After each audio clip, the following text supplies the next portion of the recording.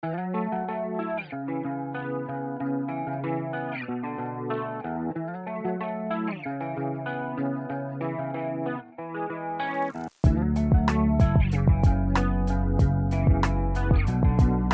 la remise des diplômes, c'est un événement majeur pour un établissement.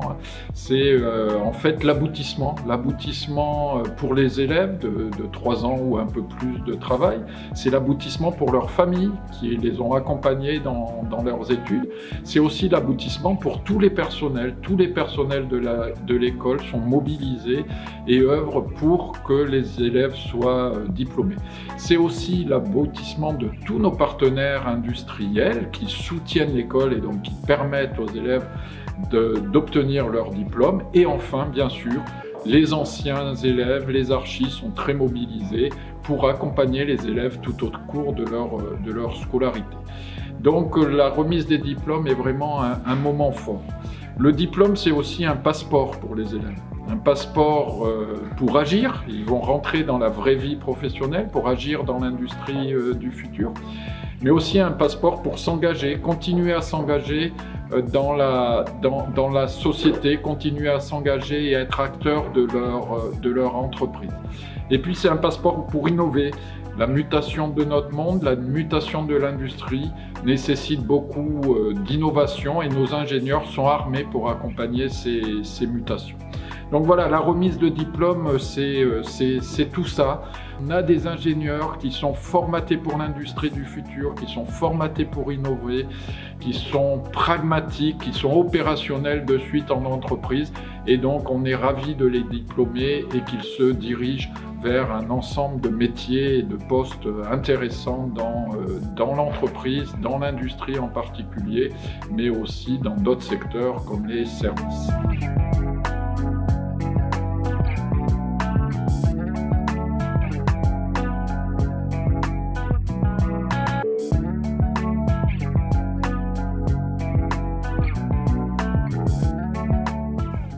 Moi je suis Philippe Bellier, je suis le DRH d'un groupe qui s'appelle Terrena. C'est un groupe agroalimentaire et coopératif qui fait 5 milliards d'euros, 15 000 collaborateurs et qui a la particularité d'avoir 20 000 actionnaires, c'est-à-dire 20 000 agriculteurs adhérents de la coopérative.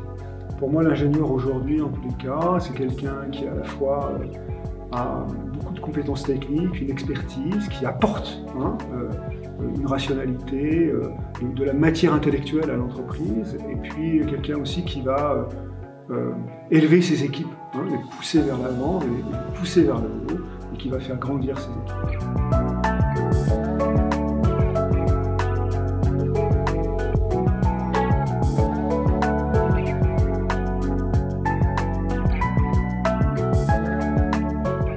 Ça nous a rappelé de bons souvenirs en fait de voir les élèves sur l'estrade obtenir leur diplôme, parce que la promo, notamment la promo 215, c'était une promo un peu spécifique pour nous parce qu'on a construit plein de choses avec eux. C'était l'année d'une grande réforme pédagogique, donc il a fallu mettre en œuvre cette réforme, discuter avec les collègues, discuter avec les étudiants pour que ça se passe le plus harmonieusement possible.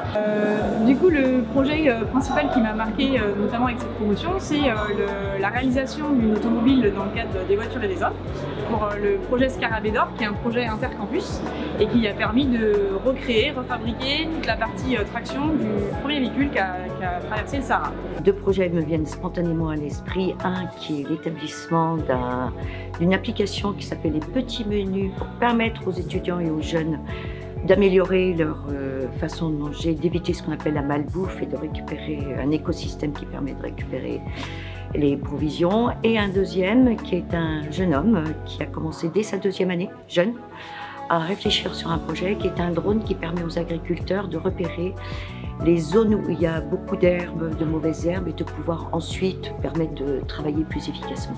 À l'arrivée en première année, c'est des élèves plutôt studieux, très scolaires en cours. Et en fin de formation, on voit qu'il y a beaucoup plus de prise d'initiative, une réflexion sur les démarches qui sont engagées. Il y a 3 moments clés dans la vie des étudiants ici. Le premier, c'est que lorsque l'étudiant arrive, il découvre un monde. Et ce monde, c'est, je dirais quelque part, de nouveaux savoirs qui peuvent élever des appétences. Et on le verra dans les projets professionnels.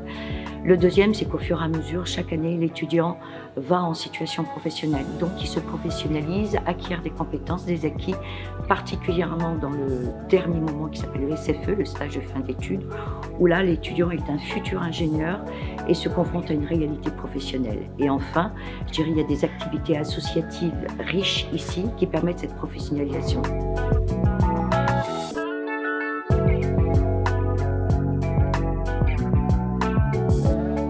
Ce que je retiens de mes années de formation aux arts, c'est qu'on a une formation qui est super riche, qui nous permet à la fois d'être diplômés d'une grande école d'ingénieurs, mais aussi d'apprendre à vivre et à travailler avec toute notre promotion. Le corps enseignant qui est vraiment à disposition des élèves pour les aider et pour les accompagner pendant toute leur formation.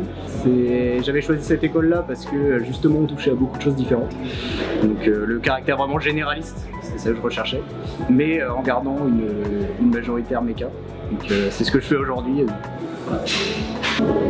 Ce que je retiens des 3 années passées dans cette école, c'est l'esprit de promotion, l'esprit de corps, formé par les promotions, et l'engagement associatif très fort, l'engagement étudiant très fort qui permet de faire vivre l'école. Alors un projet très pratique et très amusant qu'on a pu faire, c'était réaliser et étudier la conception d'une planche de skateboard en composite. J'étais dans la team MASH, donc MASH c'était construire un véhicule pour participer à une course. Donc le but était de faire le plus de kilomètres avec l'équivalent d'1 litre d'essence.